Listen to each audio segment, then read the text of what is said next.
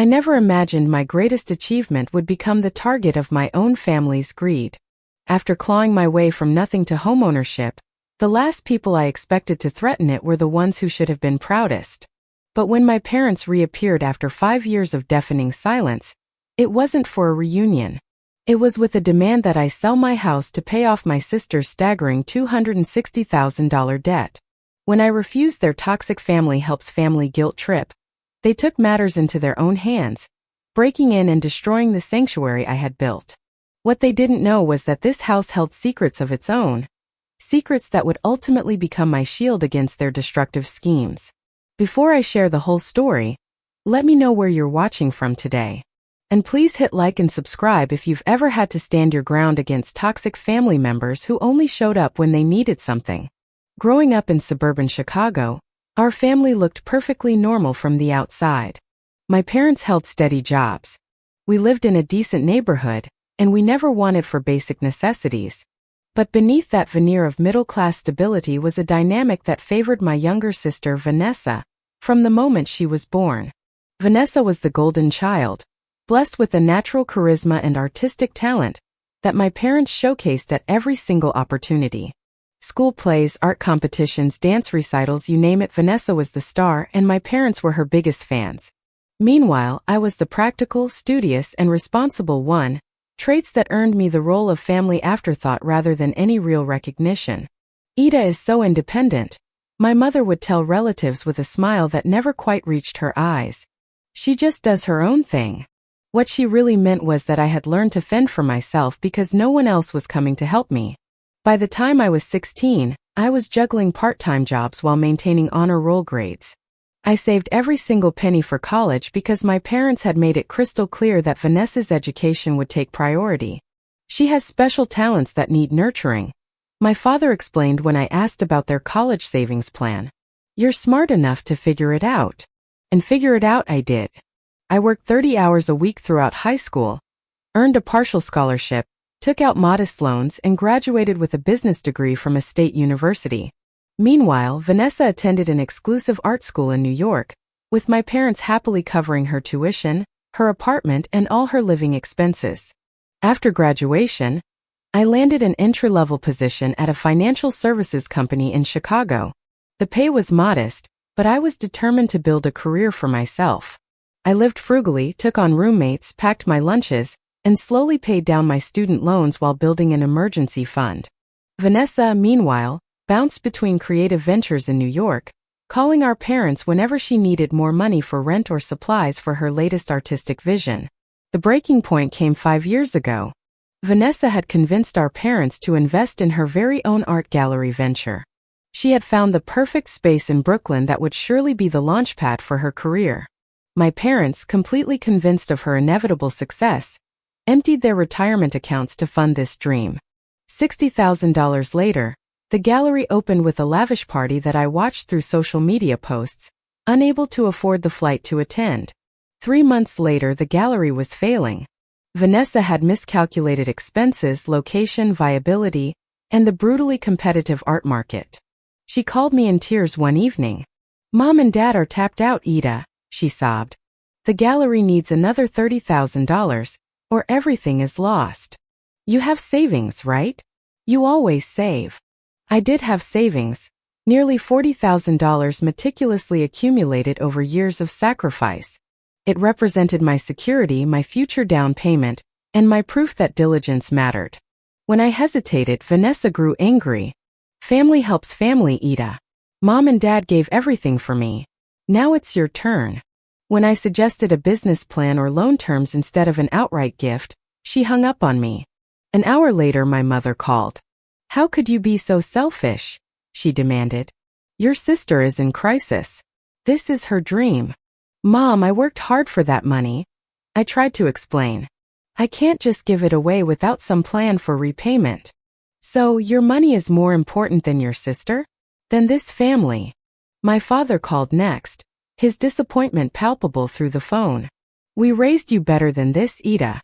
Family comes before money." The irony that they had never applied this principle to my education or career was apparently lost on them.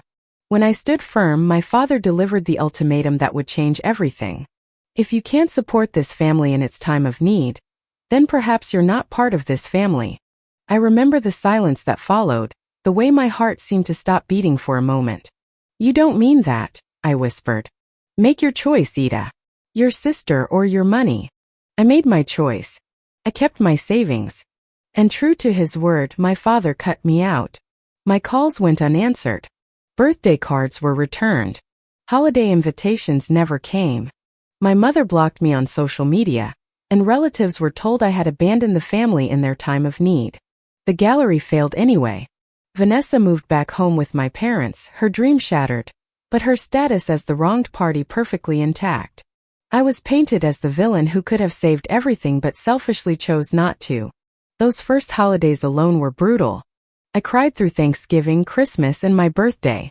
I started therapy, trying to process the abandonment and conditional love that had defined my family relationships. My therapist helped me see that the dynamic had always been unhealthy. She helped me understand that I had been the family scapegoat, while Vanessa was the golden child, and that setting financial boundaries was not just reasonable, but absolutely necessary. Over the next few years, I poured myself into my career. I earned promotions, increased my salary, and continued my disciplined saving habits. My emergency fund grew back, and I started researching first-time home buying programs. If my family wouldn't be my safety net, I would build one myself brick by brick. 3 years after the estrangement, I found myself walking through a charming 1920s craftsman home in a quiet neighborhood just outside the city. The moment I stepped onto the wide front porch, with its sturdy columns and traditional railing, something resonated deep within me. This house had stood for nearly a century, weathering countless storms, economic upheavals, and changing families. There was a profound strength in its bones. The previous owner was the granddaughter of the original builder, the realtor explained as we toured the interior. She lived here for 40 years and took immaculate care of the original features. I ran my fingers along the solid oak banister, admired the built-in bookshelves flanking the brick fireplace, and marveled at the leaded glass windows that cast rainbow patterns across the hardwood floors. Unlike the sterile modern condos I had toured, this house felt like it had stories to tell, like it had survived. The price was at the upper end of my budget, but after years of disciplined saving and a recent promotion, I could manage it. I submitted an offer that evening, and after a brief negotiation, it was accepted.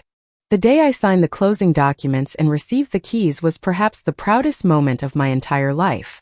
No one had handed this to me. No one had made it easy. This achievement was mine and mine alone. The first few months were a flurry of activity. While the house was structurally sound, it needed cosmetic updates. I painted every room myself, staying up late after work and dedicating weekends to the transformation. I refinished cabinets, replaced outdated light fixtures, and learned basic plumbing to install a new bathroom vanity. Each completed project felt like reclaiming another piece of myself. As I worked on the house, I also built a life around it. I invited colleagues over for dinner parties, joined the neighborhood association, and befriended the elderly couple next door who shared stories about the area's history. I planted a vegetable garden in the backyard with advice from Mrs. Abernathy across the street, who had been growing tomatoes for 40 years. These connections formed a chosen family that filled the void left by my biological one. We celebrated holidays together, shared resources, and created new traditions. When Thanksgiving approached, instead of facing another lonely meal, I hosted a Friendsgiving potluck that filled my dining room with laughter and genuine affection. My career continued to flourish as well. My company promoted me to senior financial advisor, where I specialized in helping clients establish healthy relationships with money. There was a certain irony in the fact that the very boundaries that had cost me my family now allowed me to help others avoid similar pitfalls. Money is never just about money, I would tell my clients. It's about values, priorities, and boundaries. Clarifying those first makes the financial decisions much easier. My house became more than shelter. It was my sanctuary and my achievement made tangible. Each mortgage payment felt like an affirmation of my strength. Each improvement reflected my values and tastes, not compromises made to please others. For the first time in my life, I was creating a space that honored my needs without apology. The peace I found in this new chapter sometimes made me wonder if the painful estrangement had actually been a blessing in disguise. Without the constant drain of my family's expectations and Vanessa's endless crises, I discovered parts of myself that had never had room to grow. I made decisions based on my authentic desires rather than a fear of disapproval. I finally recognized my own resilience and capacity for joy. 2 years into homeownership, I had created a life that felt genuinely mine. The ache of family estrangement had dulled to an occasional pang rather than the constant heartache of those early days. I had stopped checking my parents' social media accounts and no longer tensed when the phone rang, hoping it might be them. I had accepted that chapter was closed and found peace in the new story I was writing. That's why the call, when it finally came, caught me so completely off guard. It was an ordinary Tuesday evening.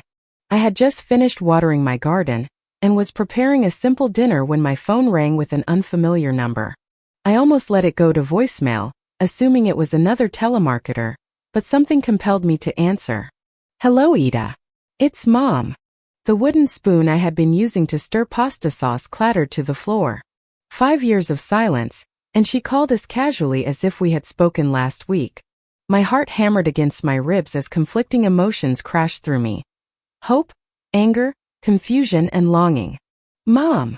My voice sounded strange, almost childlike. "Yes, sweetie. How are you?" The normality of her tone was disorienting. There was no acknowledgement of the years of silence, no apology, no explanation, just "How are you?" as if checking in after a busy week. "I'm surprised to hear from you," I managed. "Well, we've been thinking about you.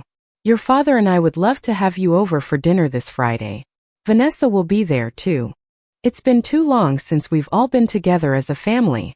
Too long since we've all been together." As if the estrangement had been a mutual decision or a natural drift rather than their explicit, cruel choice. I found myself agreeing to dinner before I had fully processed what was happening. After I hung up, I sat on my kitchen floor, back against the cabinets, trying to make sense of the invitation. Why now? Why this sudden interest in reconnecting? Part of me, the lonely child who had always sought their approval, was elated at the possibility of reconciliation. Another part, the independent woman who had built a life without them, was deeply suspicious. I called my therapist the next day and scheduled an emergency session. "What do you hope might happen at this dinner?" Dr. Rivers asked after I explained the situation. "Best case scenario, they apologize, acknowledge how unfair they were, and we begin rebuilding a healthier relationship," I said. "And what do you think is more likely to happen?" she pressed gently. I sighed. "They want something. They wouldn't be reaching out after all this time without a reason." Dr. Rivers nodded. "It's important to go in with realistic expectations. What boundaries do you need to maintain for your own well-being?" We spent the rest of the session preparing. I would not discuss my finances or career success unless they asked directly. I would not apologize for my decision 5 years ago. And I would leave if the conversation became manipulative or abusive. These were simple guidelines to protect the self-worth I had worked so hard to build. Friday evening arrived, and I found myself driving to my childhood home with a knot of anxiety twisting in my stomach. I had chosen my outfit carefully, professional but not flashy, put together but not trying too hard. I brought a bottle of mid-priced wine as a hostess gift, normal enough to be polite but not so expensive as to suggest financial excess. The house looked different than I remembered. The lawn was overgrown, the exterior paint was peeling in places, and the flower beds my mother had once tended meticulously were now choked with weeds. These small signs of neglect unsettled me as I walked up to the front door. My father answered my knock, and I was struck by how much he had aged. His hair had gone completely gray. New lines carved deep channels around his mouth and eyes. He had lost weight, and his clothes hung loosely on his frame. "Ida," he said, his expression completely unreadable. "Come in." There was no hug, no warm welcome, just a perfunctory greeting that did little to bridge the 5-year gap. I stepped into the house and was immediately enveloped in a cloud of perfume as my mother emerged from the kitchen. "There she is," she exclaimed with a brightness that seemed painfully forced. She embraced me briefly, then held me at arm's length. "Let me look at you." Still so serious. You need to smile more, sweetie. Just like that, I was transported back to every family gathering where my appearance, demeanor, or achievements had been found subtly lacking. I took a deep breath, remembering Dr. Rivers's advice to stay centered in my adult self. It's good to see you too, Mom, I said evenly. She waved a hand dismissively. Oh, we've been meaning to do some updates. You know how it is, never enough time or money for everything. This casual reference to financial constraints raised my guard even further. We moved to the living room, where I noticed several pieces of furniture were missing, replaced by cheaper alternatives. The expensive artwork that had once hung on the walls was gone, with family photos in discount frames taking their place. Vanessa is running a little late, my mother explained as she poured wine into mismatched glasses. She had an appointment she couldn't miss. But she's so excited to see you. As we waited for my sister, my parents peppered me with questions that grew increasingly personal. So where are you living these days? Still with that financial company? Have you been promoted? Buying a home in this economy must be challenging. Are you still renting? I answered truthfully but vaguely, mentioning my promotion without specifying my salary, and acknowledging homeownership without discussing the value or location of my house. With each response, I noticed my parents exchanging quick, meaningful glances, their interest in my financial situation becoming more apparent. And you're still single? My mother asked with a familiar note of disappointment. I'm focused on my career and my home right now, I replied. It keeps me busy. Your own home, my father repeated, his tone still unreadable. That must be nice. Before I could respond, the front door burst open, and Vanessa swept in like a hurricane. 5 years had changed her little, except perhaps to enhance her flair for dramatic entrances. She wore an obviously expensive designer dress. Her hair was professionally styled, and diamond studs glittered in her ears. Sorry I'm late, she announced, dropping her luxury handbag on the coffee table. The appointment ran over, and then traffic was insane. And oh my God, Ida! She rushed toward me, enveloping me in a hug that smelled of expensive perfume. Look at you, all grown up in corporate. I've missed you so much. The contrast between her appearance and my parents' diminished circumstances was jarring, as was the over-the-top performance of sisterly affection after years of silence. I hugged her back stiffly, already certain that this reunion had an agenda. Dinner confirmed my suspicions. As we ate a simple meal that was a far cry from the elaborate spreads my mother once prepared, the conversation kept circling back to finances. Vanessa dominated the table with stories of her latest artistic endeavors, name-dropping celebrities and describing glamorous events, while simultaneously complaining about the struggle of being a creative in today's economy. The gallery scene is just so cutthroat now, she sighed, reaching for her third glass of wine. And my last investor was such a nightmare. All these hidden fees and impossible interest rates. Investor? I asked, unable to stop myself. For what project? My boutique, of course, Vanessa said, as if it were obvious. I opened a high-end art and fashion space in the city last year. It was going amazingly until all these bills started piling up. My father cleared his throat. Your sister has had some cash flow issues recently. Cash flow issues, Vanessa repeated with a bitter laugh. That's one way to put it. Try financial nightmare. The space needs renovations the landlord won't cover, vendors are demanding payment, and my business partner bailed with half our operating capital. I set down my fork. That sounds serious. Have you consulted a financial advisor? We don't need an advisor, my mother interjected sharply. We need family pulling together during hard times. And there it was. The true purpose of this reunion dinner was laid bare in my mother's meaningful gaze. I took a sip of water, preparing myself for what would come next. How bad is it? I asked, looking directly at Vanessa. The question hung in the air as my sister suddenly became intensely interested in rearranging the food on her plate. $260,000, my father finally answered, his voice flat. I nearly choked on my water. $260,000? How is that even possible?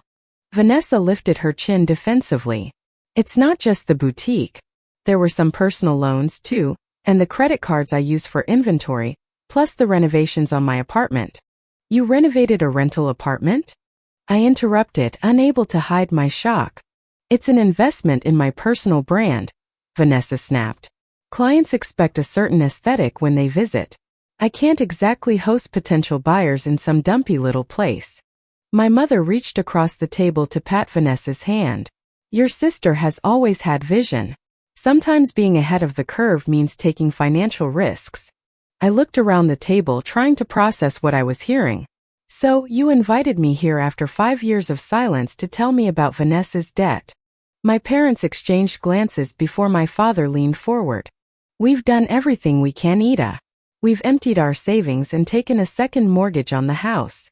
We've even sold most of our valuables, my mother added, gesturing around the living room at the gaps where art and antiques had once stood. I'm sorry to hear that, I said carefully, but I'm not sure what this has to do with me. Another loaded silence fell over the table.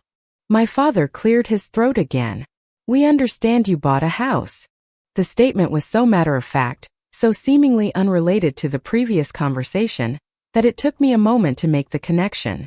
When I did, the room seemed to tilt slightly. Yes, I replied cautiously. I did. In this market, real estate values have increased significantly, my father continued, especially for older homes in established neighborhoods. My stomach dropped as I realized exactly where this was heading. My house is not for sale. Now, Ida, my mother cut in, her voice taking on the cajoling tone she had always used when trying to convince me to give Vanessa what she wanted as children. Nobody is saying you need to be homeless. But surely you could sell your house, help your sister get back on her feet, and buy something more modest for yourself. The sheer audacity of the suggestion left me momentarily speechless. Vanessa took advantage of my shock to press forward. I did some research and houses in your area are selling for $400,000 plus. Even after paying off your mortgage, you'd have plenty left over to buy a condo and save my business. They had researched my neighborhood. They had calculated my potential equity before even speaking to me. The premeditation was absolutely stunning. Let me make sure I understand, I said slowly, my voice dangerously calm. You want me to sell the home I worked for years to afford, give Vanessa hundreds of thousands of dollars with no repayment plan, and downsize my life so she can continue a business that is already failing? Family helps family, my mother exclaimed, tears welling in her eyes. We have always taken care of each other. Have we? I asked quietly. When have any of you ever taken care of me? The question hung in the air like a challenge. My father's face darkened. We put a roof over your head, fed you, clothed you. You did the legal minimum required of parents, I corrected him. Meanwhile, I worked through high school and college while you paid Vanessa's way entirely. I built my career and savings alone while you funded her gallery, her boutique, and apparently her luxury apartment renovations. That was different, my mother insisted. Vanessa has special talents that need nurturing. And I don't. The hurt child inside me surfaced briefly before I pushed her back down. This is not about talent. This is about responsibility. I have been financially responsible my entire life, and now you want me to bail out Vanessa's irresponsibility. Vanessa slammed her hand on the table, making the dishes jump. God, you have always been so jealous of me. This holier-than-thou act about being responsible is just your way of feeling superior. Jealous? I repeated incredulously. Vanessa, I have worked for everything I have while watching you get endless handouts. And yet, I never asked for a single penny from any of you. Even now, after 5 years of silence, you haven't asked how I am or what my life is like. You just want what I have. We want this family back together, my father said sternly. This situation could be a blessing in disguise, bringing us all closer. By me sacrificing everything and Vanessa sacrificing nothing? I stood up from the table, my appetite long gone. No, I will not sell my house. I will not pay Vanessa's debts. Her financial problems are not my responsibility. My mother's tears spilled over. How can you be so cruel? We raised you better than this. Family helps family. You cut me out of this family, I reminded her. You made it very clear that I was only welcome if I handed over my savings. Nothing has changed except the amount you're demanding. My father stood as well, his face flushed with anger. So that's it? You'll let your sister lose everything? Let our retirement be wiped out? All because you won't share your good fortune. My good fortune? I laughed without humor. There was no fortune involved. Just work, sacrifice, and smart decisions, none of which seems to be valued in this family. You ungrateful, selfish child, my father spat. After everything we've done for you. What exactly have you done for me in the past 5 years, Dad? Or the 5 years before that? Please refresh my memory about all you have done for me.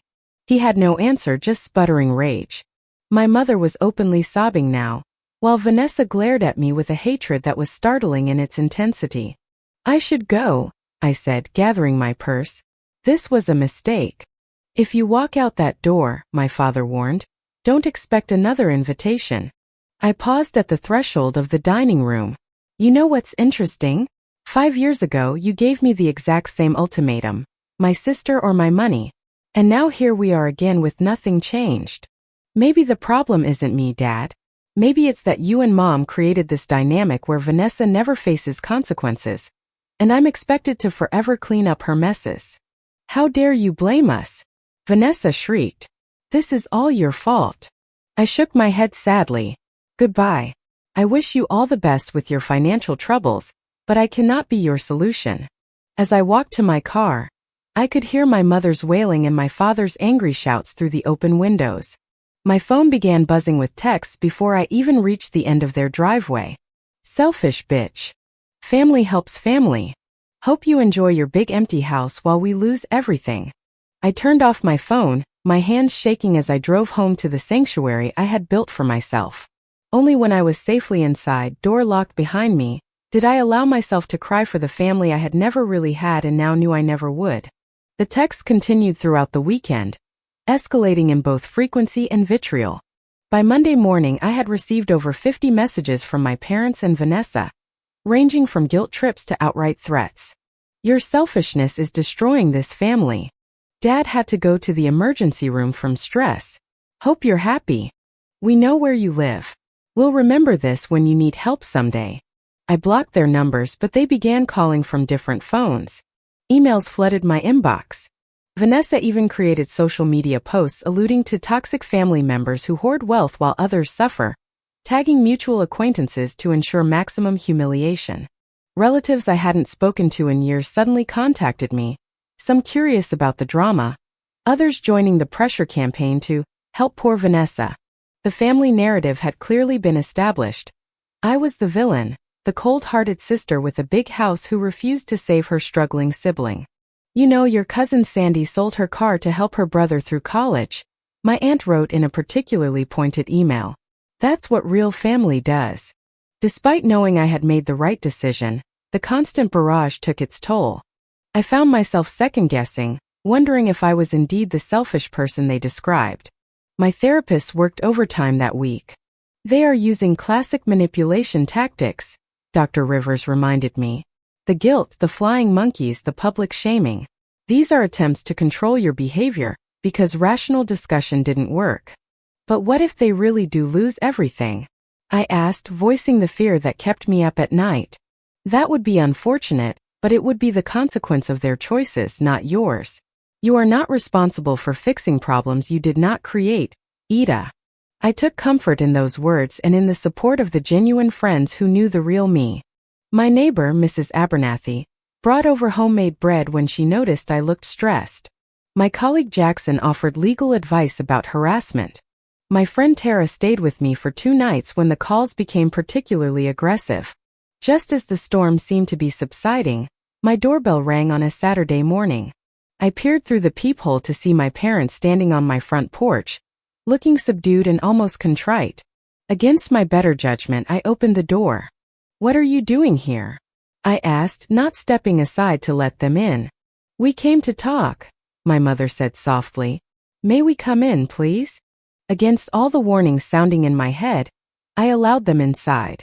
They stood in my entryway, taking in the home they had never seen with poorly disguised assessment. This is lovely, my mother offered. You've done well for yourself. Thank you, I replied stiffly. What did you want to talk about? My father sighed heavily. We may have been hasty the other night. It was a shock seeing you after so long, and the stress of this situation with Vanessa has been overwhelming. We miss you, my mother added, her eyes welling with practiced tears. All this fighting is not what we want. We're family despite everything. Their apparent change of heart seemed suspicious, but part of me desperately wanted to believe it was genuine. The little girl who had always craved their approval saw this as the opening she had waited for. I miss what we could have been too, I admitted. But I can't ignore how toxic things have become. Would you show us around? My mother asked, changing the subject. We want to see the home you've created. The tour was awkward but civil. They commented on my renovations, asked about the neighborhood, and made small talk that carefully avoided any mention of money or Vanessa. It felt almost normal, this performance of interested parents, and I found myself relaxing slightly, until we reached my home office. This is where I work sometimes, I explained, showing them the room I had set up with a desk, computer, and filing cabinets. My mother wandered over to my desk, eyeing the papers there with obvious interest. So this is where you keep all your important documents? Mortgage papers and such. The casual question sent alarm bells ringing. Some of them. Most are digital now. My father opened my closet without asking, noting the file boxes stored there. Very organized. You always were meticulous about your things. As the tour continued, I noticed my mother lingering by the key hook near my back door, where I kept my spare house key. She seemed to be mentally noting its location, her eyes darting between the keys and me to see if I noticed her interest. When we returned to the living room, the conversation inevitably circled back to Vanessa. We've been thinking about options, my father began cautiously. Perhaps there's a compromise that could help everyone. Such as? I asked, already knowing where this was heading. What if you took out a home equity loan instead of selling? My mother suggested brightly, as if this brilliant alternative had just occurred to her. You could keep your house and still help your sister. And there it was. The true purpose of their visit, the reason for the sudden change in tactics. They still wanted my house's value, just through a different mechanism. A loan that I would be responsible for repaying, I clarified, while giving the money to Vanessa, who has demonstrated she cannot manage finances. We would help with the payments, my father offered unconvincingly. It would be a family effort. Like the family effort to pay for my college? I asked pointedly. Or the family effort to support me when I was starting my career? Their expressions hardened at my refusal to play along. I think it's time for you to leave, I said firmly. You really are determined to see us suffer, my mother said, her conciliatory tone vanishing instantly. After all we have sacrificed for you. Please go, I repeated, moving toward the door. This conversation is over. To my surprise, they complied without further argument. My father even nodded stiffly as they left, almost respectfully. We'll be in touch, he said. Think about what we discussed. Their too easy departure left me uneasy. As I watched them drive away, I couldn't shake the feeling that this was not the end of their campaign, merely a change in strategy. My instincts screamed that something was wrong, that their reconnaissance of my home had a purpose beyond reconciliation. I double-checked all my locks that night and made a mental note to look into a security system. The peace I had cultivated in my home felt suddenly fragile, threatened by the very people who should have been its most stalwart defenders.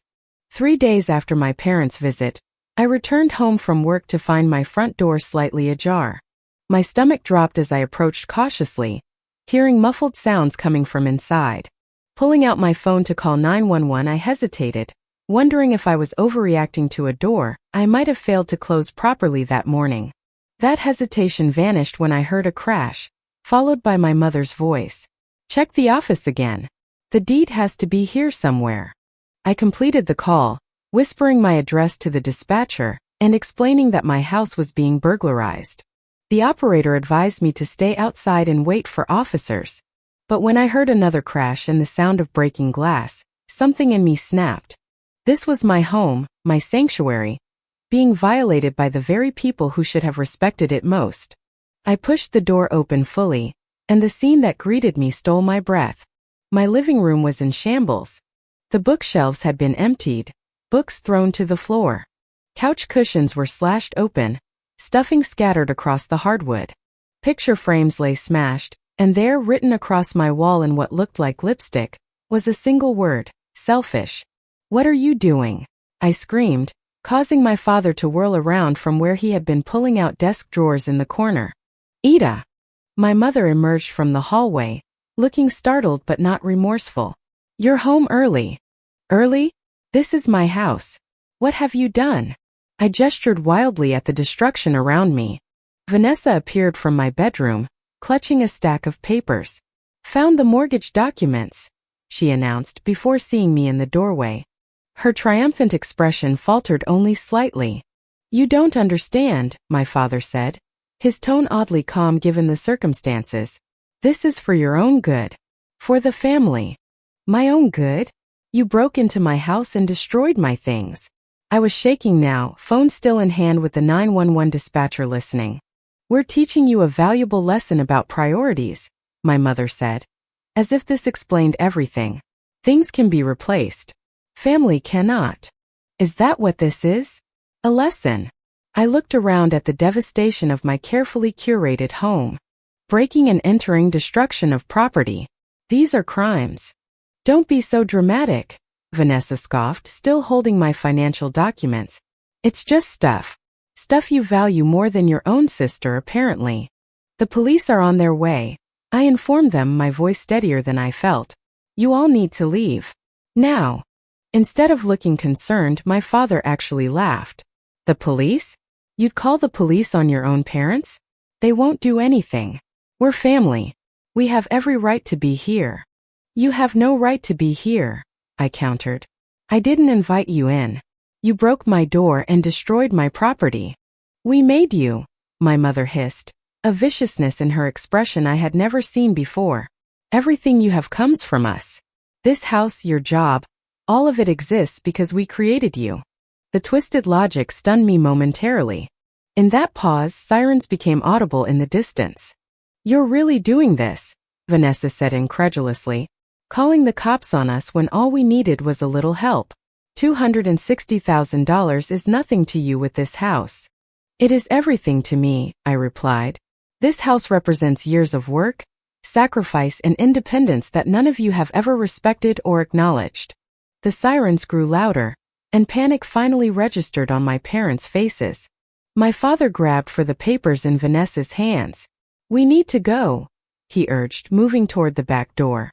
"No," I said, blocking their path. "You stay right here and explain to the officers what you were doing." "Move, Ida," my father demanded, his voice low and threatening. "Or what? You'll hurt me too? Destroy more of my things? Go ahead, add assault to the charges." Blue lights flashed through my windows as patrol cars pulled up outside. My parents and Vanessa exchanged frantic looks, their plan clearly unraveling. "This is just a family disagreement," my mother said loudly, as if rehearsing what she would tell the police. "Nothing for authorities to be concerned about." A sharp knock at the door was followed by an authoritative voice. "Police! Open up!" I moved to answer it, keeping my eyes locked on my family. 2 officers entered, taking in the scene of destruction with professional assessment.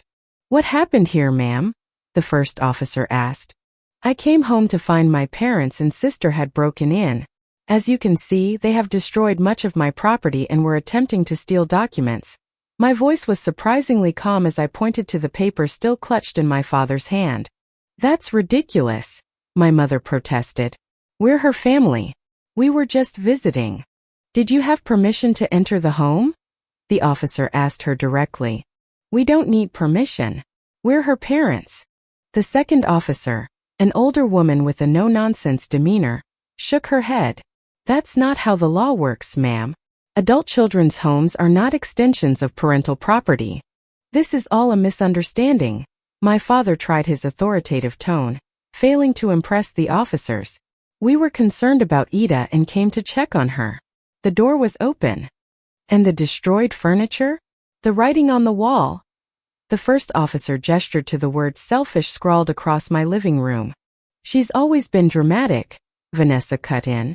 "She probably did that herself to frame us." The female officer raised an eyebrow. And those documents in your hand? Did she plant those on you too?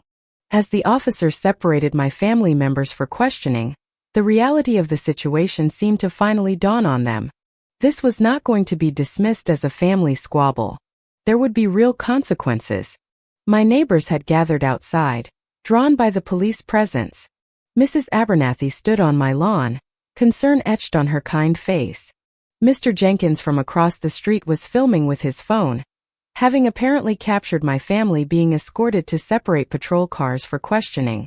Inside, I gave my statement explaining the history of estrangement, the recent demands for money, the suspicious visit days earlier, and finding them destroying my home today. They were specifically looking for my mortgage documents indeed, I explained. My sister is in significant debt, and they want me to sell my house to pay it off. The officers took photographs of the damage, collected evidence, and assured me they were taking the matter seriously. When they asked if I wanted to press charges, I did not hesitate for a second. Yes, all of them. As they prepared to transport my family to the station, my mother's composure finally broke. You can't do this to us. We're your parents. Family helps family. This isn't help, I told her, my voice breaking slightly. This is abuse. And it stops today. Only when the patrol cars had driven away with my family inside did I allow myself to fully absorb what had happened. Standing in the wreckage of my living room, surrounded by the shattered remnants of the life I had built, I began to shake uncontrollably. Mrs. Abernathy appeared at my side, wrapping a steadying arm around my shoulders. You come stay with me tonight, dear, she said firmly. We will deal with this mess tomorrow. I nodded mutely, too overwhelmed to speak, and let her guide me away from the broken pieces of both my home and my family. In the days following the break-in, I discovered exactly what my family had been searching for and why they had targeted my home office with such determination. While cleaning up the mess they had left behind, I found an envelope that had fallen behind my desk in the chaos. Inside was a document I had nearly forgotten about, the historical designation certificate for my house. When I had purchased the property, the previous owner mentioned that the house was listed on the local historical registry due to its architectural significance. At the time, I had seen this as a charming detail that added character to my home. What I hadn't fully appreciated was the legal protection this status provided. As a designated historical property, my house could not be sold without approval from the Historical Society, and any buyer would be bound by strict preservation requirements. This documentation explained why my family had been so desperate to find my property papers. A standard sale would have been flagged, revealing restrictions that would make the house far less valuable as a quick source of cash. They had likely planned to use my documents to explore ways around these restrictions, or possibly even attempt to forge my signature. The realization sent me straight to a lawyer's office. What they attempted was highly illegal, my lawyer, Jessica, confirmed after reviewing my case. Breaking and entering, destruction of property, attempted theft, and what sounds like planned real estate fraud. What should I do now? I asked, still feeling shaken. First, we file for a restraining order. Second, we document everything for the criminal case. Third, we file a civil suit for damages to your property. Over the next several weeks, these legal proceedings became my focus. The restraining order was granted without hesitation when the judge saw the photographs of my destroyed living room and the threatening messages. The criminal case moved forward, with all 3 family members facing multiple charges. What I hadn't anticipated was Vanessa's reaction when confronted with actual consequences. During the hearing, she broke down on the stand. It wasn't supposed to go this far, she sobbed. We just needed the papers to see what options there were. Dad said we wouldn't take anything, just look. Under questioning, she revealed the full extent of her financial troubles, which were actually closer to $300,000. More shocking was her admission that our parents had been enabling this behavior for years, emptying their retirement, taking out a reverse mortgage, and selling heirlooms to cover her expenses. We didn't know what else to do, my mother testified, her earlier defiance replaced by dejection. Vanessa needed help, and you were the only one with resources left. Did you consider asking me for a reasonable loan with a payment plan? The judge asked, rather than demanding your daughter sell her home or breaking in to steal documents? She would have said no, my father muttered. She already refused to help 5 years ago. Setting boundaries is not refusing to help, the judge observed. It is establishing healthy parameters for assistance, something this family seems to struggle with understanding. The legal outcome was probation for my parents and community service for Vanessa, along with mandatory financial counseling and family therapy for all three. The civil case settled out of court, with my parents' insurance covering the damage to my home, providing enough to repair, upgrade, and install a comprehensive security system. Months turned into a year, and the forced therapy began to create small, unexpected shifts. Through our lawyers, I learned that Vanessa was holding down a steady job and had created a strict budget she was actually following. My parents had downsized and were learning to live within their means. Then, a year after the restraining order was issued, a letter arrived not from Vanessa, but from all three of them, co-signed at the end of their therapy program. It wasn't an excuse but an apology. It was an acknowledgement of the toxic dynamic they had created and the unfair burden they had placed on me my entire life. They didn't ask for forgiveness or for me to lift the restraining order.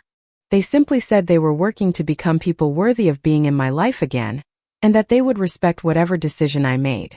I didn't respond for a long time, but on my 35th birthday, I did something I never thought I would. I drove to a neutral coffee shop and sat down at a table for 4.